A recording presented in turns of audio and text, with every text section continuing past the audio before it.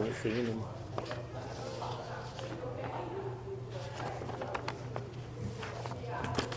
Maybe not. How are you? Thank you. Oh.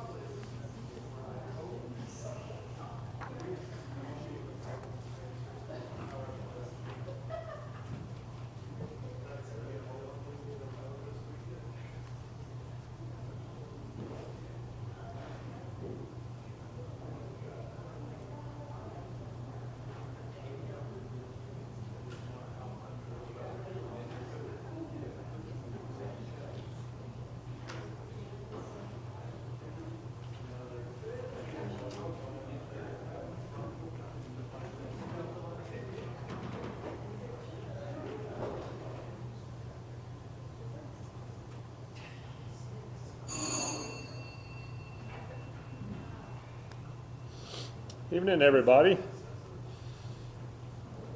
Welcome back. Tonight we continue in our study of the Bible from 20,000 feet. I'm pretty much back up there, I hope. Got down a little bit low for a while, but I think we're sailing high now. And tonight, we're going to talk about the time period of the Judges. Before we get started, let's all bow together and we'll pray to God. Father in heaven, we're thankful to Thee for a safe journey to come here to be together tonight. We're thankful for the blessing of this midweek meeting so that we can come together and to see one another and to be encouraged by everyone's presence. We're thankful for the classes that are meeting. We ask You to bless them all, but bless this one too as I continue and lead us in our discussion. We ask You to bless those that can't be with us because they're not feeling well, or those that may still be on their way. We ask You to keep them safe. We ask You to bless those of the congregation especially that are in need of Your blessings to heal. In Jesus' name we pray. Amen. Okay. For our visitors who may never have seen this, you may think we're going crazy. We're not.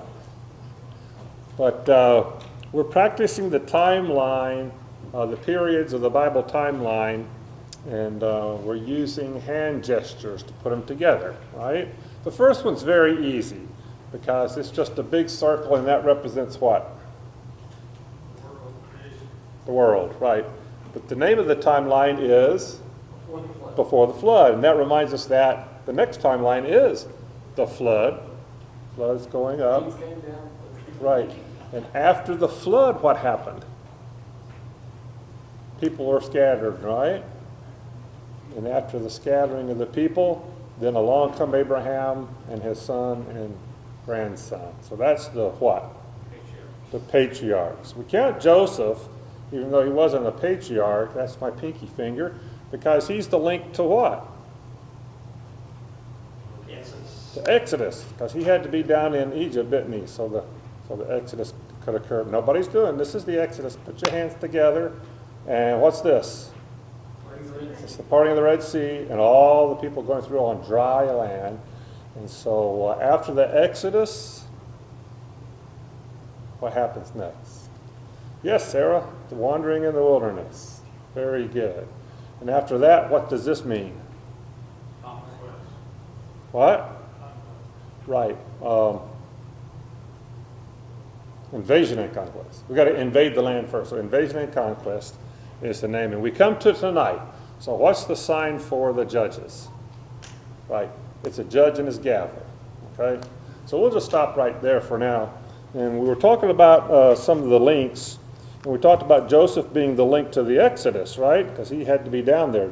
God put him in Egypt so that he could be there to receive his family when they came. But what was the link from Exodus to the wandering in the wilderness? It's a place name. Do you remember the place? Kadesh. Kadesh Barnea. That's correct. And the reason for that is what? What happened at Kadesh Barnea? Spies were sent out, and they came back. 10 of the 12 talked everybody else out of going, and that's what led to the wandering in the wilderness. What's the link from the wandering in the wilderness to invasion and conquest? Huh? I got two different answers. 40 years. What did you? I said I was thinking Okay, it's crossing the Jordan. So when you cross the Jordan, now you're invading, right? Okay. So that's the link that we think of. And after the invasion and conquest, who was led by who? Joshua. Then the link to the judges would have to be what? The death of Joshua, right? The death of Joshua and the elders that were alive when he was, and the generation who all remembered what the Lord God had done for Israel. And when they all died out, it's when we had a problem. And before we get started on our subject tonight, which is how many judges were there?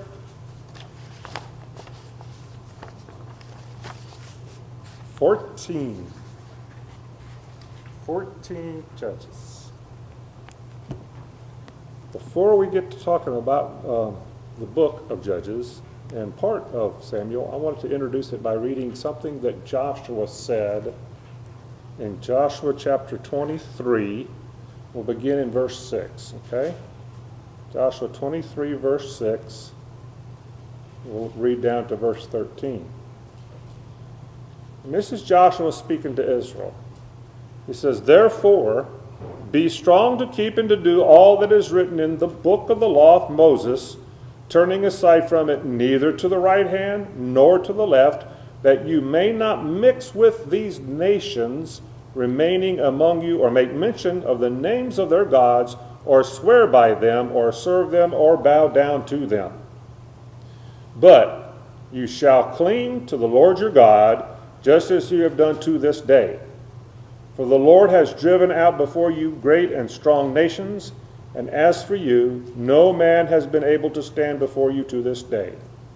One man of you puts to flight 1,000, since it is the Lord your God who fights for you, just as he promised you.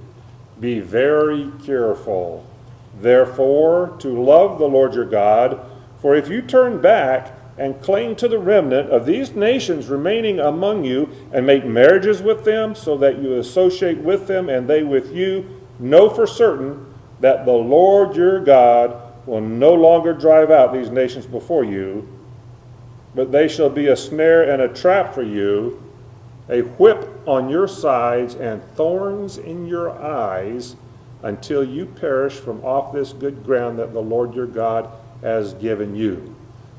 That's a pretty powerful warning, isn't it? And if we look in 24, beginning at verse 19, we'll hear what they say. But Joshua said to the people, you are not able to serve the Lord, for he is a holy God. He is a jealous God. He will not forgive your transgressions or your sins. If you forsake the Lord and serve foreign gods, then he will turn and do you harm and consume you after having done you good.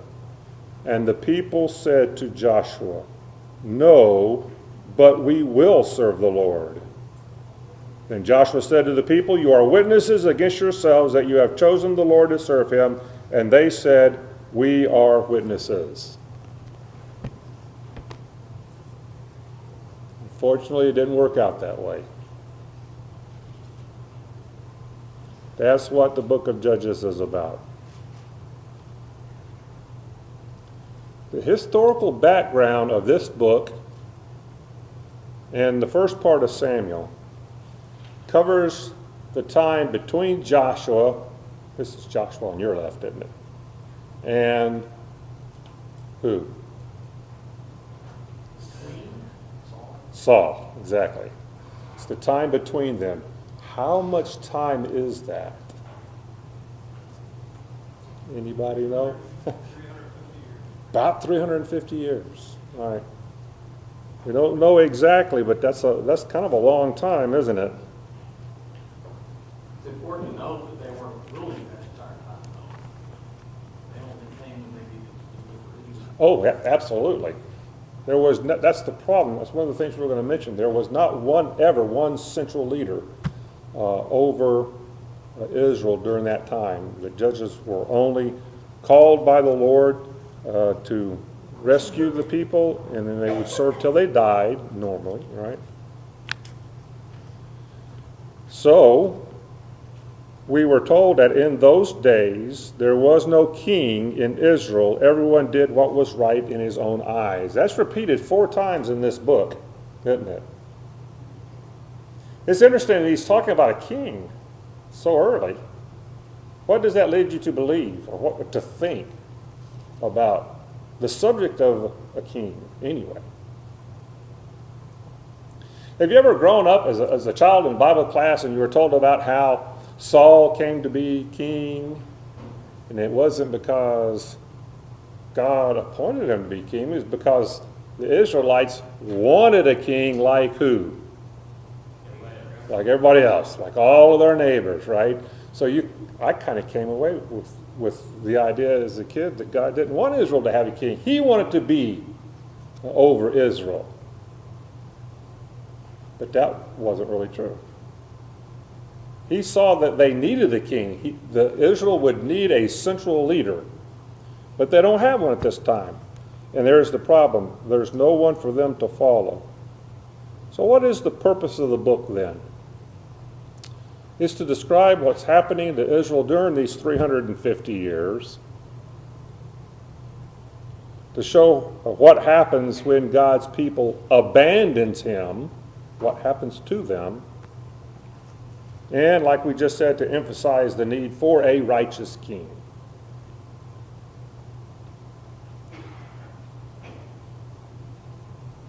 Let's look at Judges chapter 2, and let's read verses 11 through 19.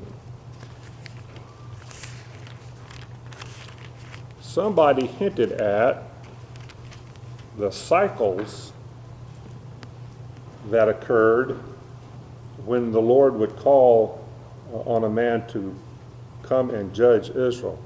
Let's see.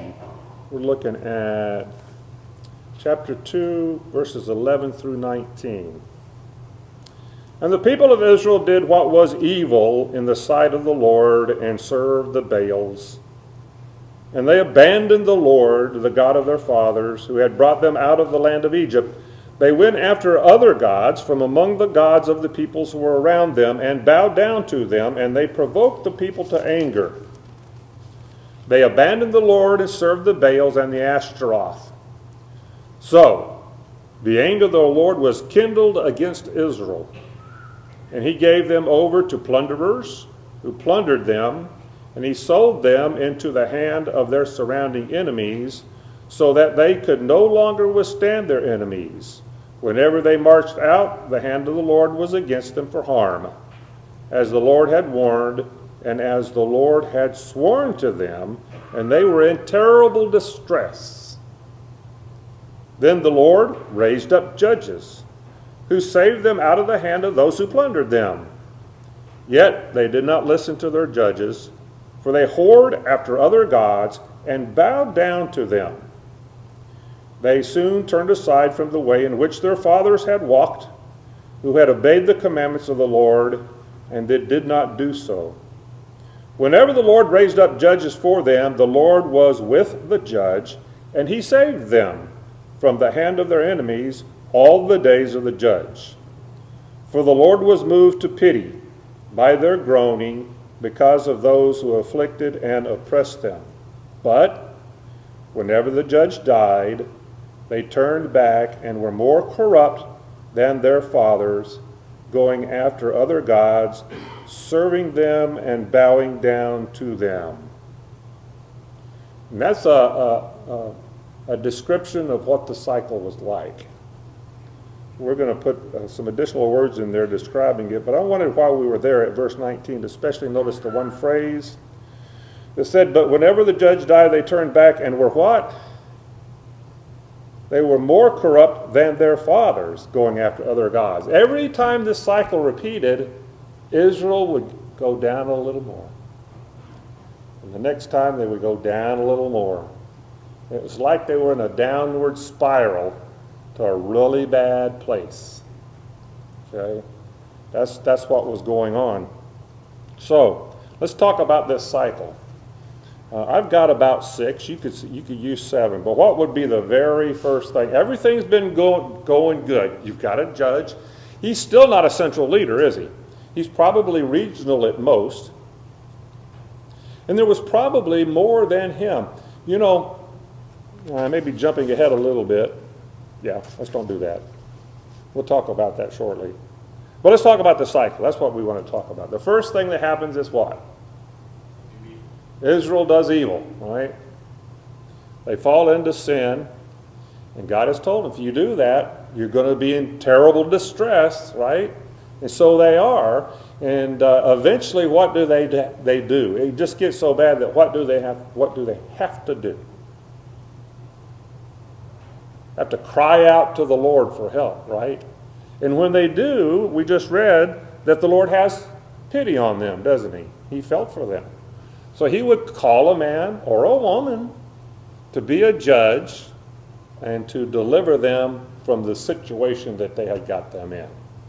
Sometimes it meant a big battle, right? To deliver them from their enemies. And once that happened, after the judge has delivered them, the people were delivered, what would happen?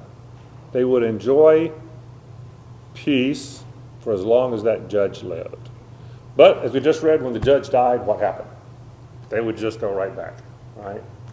I can't fathom, and maybe some of y'all might have an idea. I didn't research it, but why would they do this? Especially the Baals and the Ashtoreths. What do you think was the cause of their idolatry?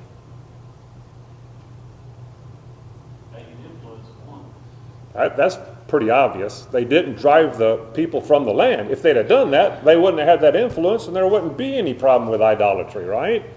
But they didn't. And what they did, they started marrying their daughters, and their sons would come over and marry our daughters and mix things up, and they would say, well, let's do this. Why don't you come over here and do this with us? And they would do it. And did they really believe that these were true gods? having known Jehovah?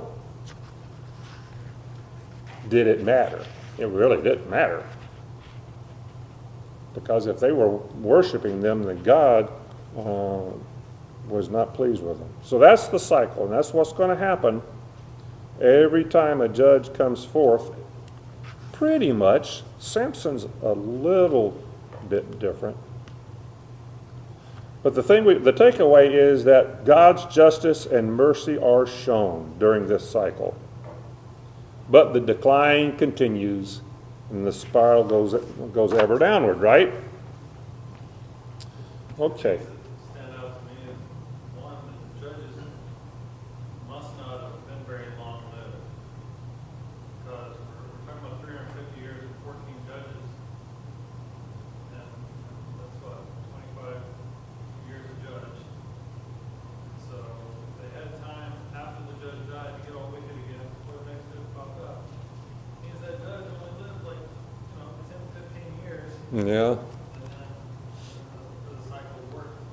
But the other thing, we talk about they're coming up out of Egypt and wonder and whatnot. We talk about the Passovers. And it seems like that they hadn't been doing the Passover every year. Mm-hmm. And it's like, okay, so they've got these laws, and the laws all get set out on the mountain and all that. But then they don't really get followed. You know, a lot of periods like that where they just don't get followed. And they rediscover the word and things like that. So something always sounds to me in Judges is that there is a central authority, in theory. In theory. It's the high priest. Right. But the priests are never mentioned. No. All throughout Judges. No. Don't even know if the priests were doing priestly things. Well, they were. Yeah. To what extent, Yeah. and then it becomes, when Eli comes along and Samuel and all that. Yeah. It's ushering in a new period, but it's just, it seems so disconnected. This period seems so disconnected from every other thing that happens in the New Testament. That's true. It's like a hole, isn't it? The wanderings in the wilderness, those 38 years, it's a hole in the scriptures because there's really no mention of it other than Deuteronomy 2:1-3, where Moses just does a real little statement about those years. But it was far different from this time because God was still with them and they were still keeping the law. They were being punished in that all the older generation was dying off and had to before they could go into the land, right? Because of the sin that they did at Kadesh. But they were pleasing to God. And when they weren't, then he would punish them. So that's a very good point. We know they still worship because, what was Samuel's mother's name? Elkanah was his father, right? But they would go to Shiloh once a year to offer sacrifices. And that's where she promised, remember, spoke to Eli. And she promised to give the son to Eli to serve God. So they were doing that, but he wasn't a central figure. He wasn't a leader over the people. So let's talk a little bit about the judges then. There's 12 in this book, in the chapters 3-16, and there's 2 in 1 Samuel, and they were Eli and Samuel, right? So that makes the 14. They've been called or categorized as major and minor judges. And it's not because of their importance. They are all important. Even Shamgar, and there's only one verse about him. So why were they called major and minor? Same reason that the prophets were considered that. Right. Just the length of their contribution as revealed in Scripture. Right, exactly. It had to do with the amount of narrative content that was spent on telling their story, right? So that's why they would call them major as opposed to minor. Now, as Justin touched on, there wasn't what you would call like a list of the kings. Now, when we think about the list of the kings of Judah, for example, then we're talking about what? Succession, right? One follows right after the other. One's king and he's the leader. And then he dies and the next one is king. And so forth and so forth. That's not happening with the judges, though, is it? There is no succession. What they are representative of what was going on in the land. In fact, this is probably not an exhaustive list of judges. What do I mean by that? Like you said, it seems to be regional. Yeah. So it seems that you could have cyclical regional judges in each region. Right. You could have two judges at the same time, maybe even more. You could have a judge over here that's not even named in this list at all. But he's giving these as representative examples of the kind of judges that God called forth, right? Some had a very small, local role in what they did, and others had a larger role. But one thing that I never realized myself, and I guess I wondered about it because I never understood Samson very well when I was young and going to Bible class. Why was he such a great man if he's such a bad man? You know? It's because the judges experienced the same downward spiral that all of Israel did. You look at the first three, right? Othniel, Ehud, and Deborah. She was actually the fourth, wasn't she? But those three were what? They were very faithful people, weren't they? They were good people. They were good judges. But then when you got down to some of the other ones, more and more character flaws were showing up, and they were getting worse and worse. Now, how could you explain that? You would think that God would pick a good man, right? Why didn't God pick a good man over this judge and help with all his problems? There's an obvious reason, I think. And it's a little bit speculative on my part, but I think you would agree. That's all they had to work with. People have gotten so bad that there wasn't a standout person to call to be a judge. You had to call who was available, who would get the job done. And we see that they didn't do very well. Gideon, of course, is famous, isn't he, as a judge? Defeated the Midianites, right? But he did some bad things. You know, what did he do with his ephod? He took the gold that he captured and he laid it on the ephod. He didn't intend for it to become an idol, but it became an idol. And it was actually set up as an idol. He refused to be a king, but he lived like one. He knew he couldn't accept the kingship, but he sure lived like one. In fact, his son that we're fixing to talk about, Abimelech, you know what his name means? It should. My father is king. Who named him? His father named him. That's interesting, isn't it? Gideon. So, he was flawed, for certain. Abimelech is in chapter 9. Is Abimelech a judge? Absolutely not. To be a judge, you had to be called by God to be a judge, right? Like a prophet is. Samuel was called to be a prophet before he became a judge, wasn't he? But why is he in there then? Why is there a chapter devoted to Abimelech right after Gideon? It's because it's this theme. Go ahead, Stan. Lineage. Well, it's the lineage also, but it's also emphasizing the same theme that we're talking about, right? Because what did Abimelech do? If you don't remember, he was a usurper. He wanted to be king, and they haven't had a king yet, but he wanted to be king. And what did he do to eliminate the competition? He had 70 brothers that could have been king instead of him. And to get them out of the way, he murdered all of them. Right. So that was Abimelech. He had an ignominious end in that a woman killed him. Except if he was to talk to you today, he'd say, no, the guy killed me with a sword. Just out of pride, as he's dying, he says, kill me so it won't be told that a woman killed me. I don't think I would be worried about that at a time like that. Another example of this downward spiral is Jephthah.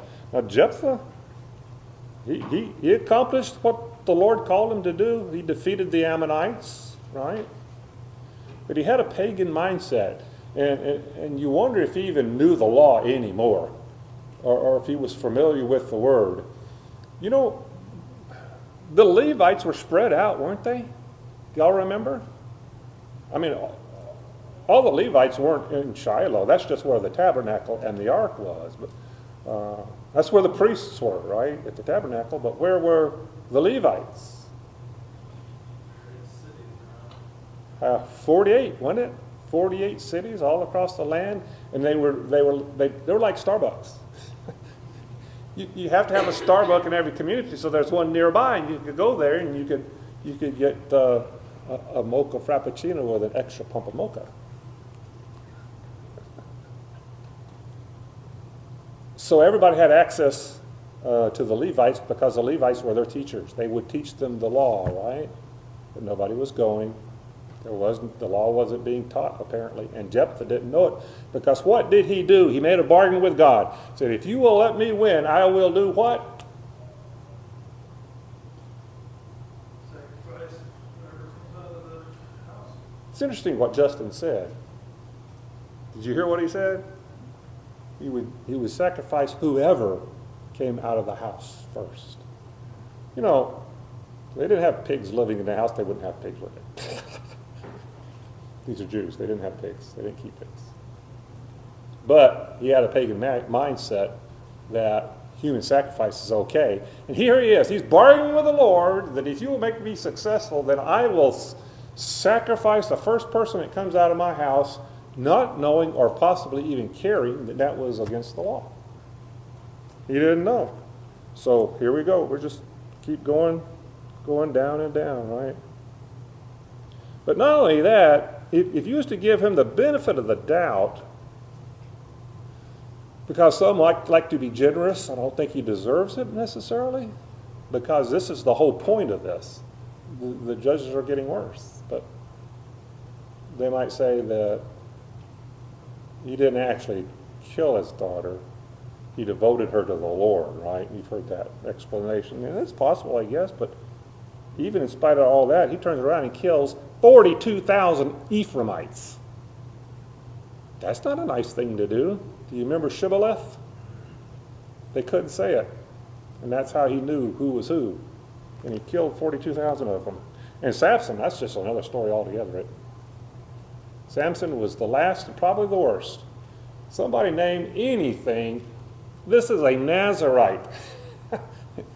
He was born a Nazarite. That was the whole thing about his hair, remember? His strength was in his hair, and Delilah learned about if you cut his hair off, that would steal his strength. Why was his hair so long? Because he was a Nazarite. You don't cut your hair if you're a Nazarite. But if you're a Nazarite, you also don't touch dead things, right? You don't touch the grape. You don't drink wine, but you don't even eat a grape or a raisin. And he did both. He ate honey out of the carcass of a dead lion, and he drank wine, but he did worse things than that, right? He was sexually immoral. He was a proud man. He had anger management problems, serious anger issues. But what's the one thing that's unique about Samson that's different from the other judges? What does he never do?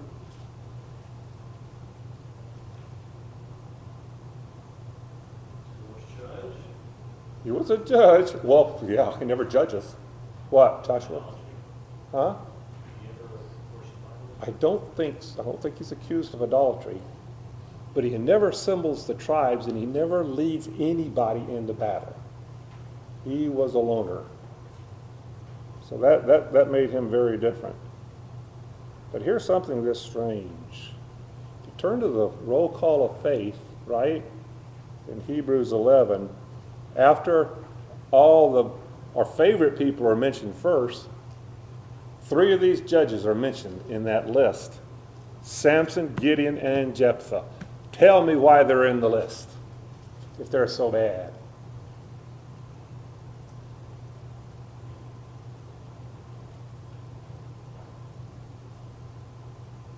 Maybe he said, don't be like them.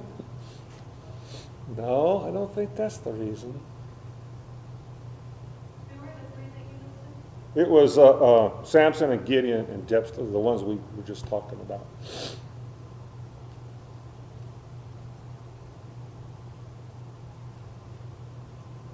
Well, everybody in the list was bad one time or another, right? So they all had moral failings. These had a lot of moral failings, but what they did have was faith and reliance on God.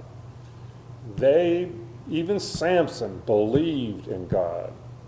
Even though he behaved the way he did, they all served God. So that's the reason I think that they're in the roll call. Even though they were morally imperfect, they relied on him. We could include someone else in this list. Who would that be? He's not in Judges. He's in 1 Samuel. Who is it? Eli. Yes, thank you, Naomi. What did he do that was so terrible? Didn't restrain his sons. That's it. Other than being a glutton, which apparently he was, he would not restrain his sons. And they were absolutely despicable, the things that they were doing, right? So, yep, Eli. It was a long dry spell before someone like Samuel come along, wasn't it? So, yep, that's the judges. So, I think that with regard to the judges in Hebrews 11, your primary point is valid in the principal point. mm-hmm, They had faith in God because that's what the chapter's about, mm-hmm, is what they accomplished was because of their faith. But I think that there is something to be said with Gideon and with Samson about, we look at those stories, we tell them to our children, and we're amazed at what they accomplished with God's help. mm-hmm. Whether it be Gideon with the 300 or whether it be Samson bringing the temple of the Philistines down upon them. It's just that it's talking there about the victory and the power and the abilities that came as a result of their faith. And they would be standout, just like they are today, they would be standout stories to the Jews of just how effective faith in God is Mm-hmm. and what happens if you truly believe. That's a very good point. Okay.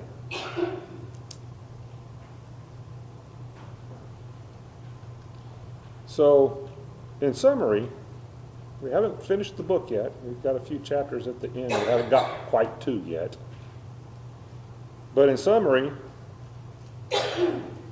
Judges is a repetitive cycle of sin and deliverance, right? It was a total lack of central leadership. They were all just tribes separated and apart from one another.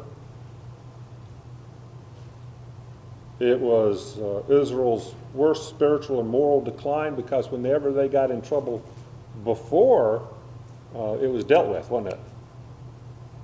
Whenever they would complain against the Lord would deal with it. But he lets them go because that's what he told them. He says, if you don't do what I say, then I'm going to pull back away from you and you will suffer. And he made them suffer. Now the rest of the book, 17 through 21, then, is some examples of their failures, okay? one noticeable thing about this, and I have to say, I do have to say that this is not necessarily chronological, okay? But during these chapters, there's not a single judge. No judge is called, and no judge rises up and serves. Okay, but the first two chapters after Samson is Micah's idolatry. And this is he's just an example of what was probably going on throughout the land, right? Micah was a very religious person, but he was an idolatrist. He believed in God, but he also believed in false gods. He had an idol made for himself that he could set up and worship. He even did what? He didn't have a priest. What did he do? He put out an ad, and he hired him a priest, a Levite, to come and be. Now, what does that say about the Levite? No, you're not for hire, are you? You should be in your city. You shouldn't be running around. He made his own ephod. He knew about ephods, so he wanted one, so he just made one. He thought that would be okay. It wasn't. And because of what he did, the tribe of Dan came and stole his idol and set it up in Laish, and it became a center of idolatrous worship. So that's the kind of thing that was going on. He's an example on an individual basis. And then in the matter of the Levite's concubine, it's a horrible story. But it shows how bad it's gotten between them. Before, Israel has been dealing with those that are outside, right? The nations that are amongst them, coming in against them and making slaves of them. And a judge would be called to deliver them from the Amorites, right? Or the Philistines. But now, toward the end of the book, we see that their big problem is each other. They're just at each other, brother against brother. And that's what happens with the Levites. They were in the tribal land of Benjamin. This Levite had come to a house to spend the night in a town called Gibeah. Does anybody know the story? That's similar to Sodom and Gomorrah. Yeah, very similar, isn't it? Very similar. Sodom and Gomorrah, Lot tried to get the men of the city to leave the two guests who came to his house by offering what? Daughter, right? I give him the benefit of the doubt because he knew they were not interested in women. He knew that they wouldn't accept that, but he tried. But the same thing happened to the Levite. He offered his concubine, thinking that would save the household. They raped and murdered her. So she died, and the Levite cut her up in pieces and sent her to all the tribes. And they got everybody's attention when they found out what happened. They kind of overreacted though. What did they do? They nearly wiped out the tribe of Benjamin. 65,000 Benjamites were murdered, were killed. They were innocent, didn't have anything to do with it. I'm not giving any of them the benefit of the doubt. It's all just awful. It's just all awful. Yes, it is. So, there's no judge, only chaos, total degeneration, no leadership. These things, let's turn over to chapter 17. We were talking about Micah, remember, in his idolatry. Chapter 17, right after he starts, the story is started. You go down to verse 6, and what does it say? Anybody, what does it say in verse 6? In those days there was no king in Israel. Everyone did what was right in their own eyes. Right? Okay. The Danites came and took his idol, remember? Took it to Laish and made it a center of idolatry. What does it say in chapter 18, verse 1? Somebody? In those days, there was no king in Israel. Okay, 18:1, you said? Yes. Those days the tribe of Danites were seeking an inheritance for itself to dwell in. No, 18 verse 1. Judges 18:1? Uh-huh. That's where In those days there was no king in Israel, and in those days the tribe of the people of Dan was seeking. That's what I was looking for, the first part. oh, Yeah, in those days there was no king. Okay? And, I'm and sorry, I thought you already made that point. oh, right. Misunderstood. And then the beginning of the story of the Levite and his concubines, chapter 19. What does chapter 19 verse 1 say? There was no king, right? And then over in chapter 21, verse 25, we come to the end of the book, don't we? The last verse in the book, after they nearly killed the Benjamites, and the Benjamites didn't have wives, the ones who survived didn't have wives, and what did? They went to Shiloh and stole the women there and dragged them home with them to be their wives. And what does the last verse in the book say? In those days, there was no king in Israel. Everyone did what was right in his own eyes. So that's the whole problem. No central leader, and everybody was doing what was right in their own eyes. They didn't follow the law anymore. Okay. So the whole point is God is going to give them a king, right? That was his plan. He's going to give them a king. But Saul got in the way of his plans, because why would God give in to the requests of the people? Why didn't he just say, no, I'm going to pick my own king? No, because he's going to make them suffer first, right? He says, if that's what you want, then that's what you'll get. And what did Samuel tell them? He's going to do all this stuff. And they said, that's okay. That's okay. We can handle that. And so David was the one, right? David was the one that God chose. He was the man after God's own heart. And that's where we'll start next week. Their perception was, we need a king to protect us from all these people around us. Mm-hmm. Not realizing that the only reason they're being attacked by those people around them is because they were disobeying God. Thank you. Absolutely. You know, when they first started, if you look at the first chapter, what does Judah and Simeon do?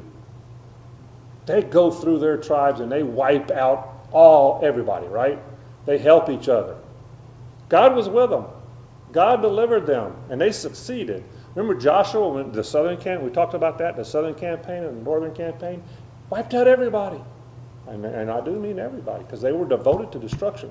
These people were despicable people. And man, woman, and child they were all killed because the influence had to be removed. Well, it wasn't removed. So that's what caused the problem. Okay, so thank you very much. Appreciate it. And we'll start with the United Kingdom next week.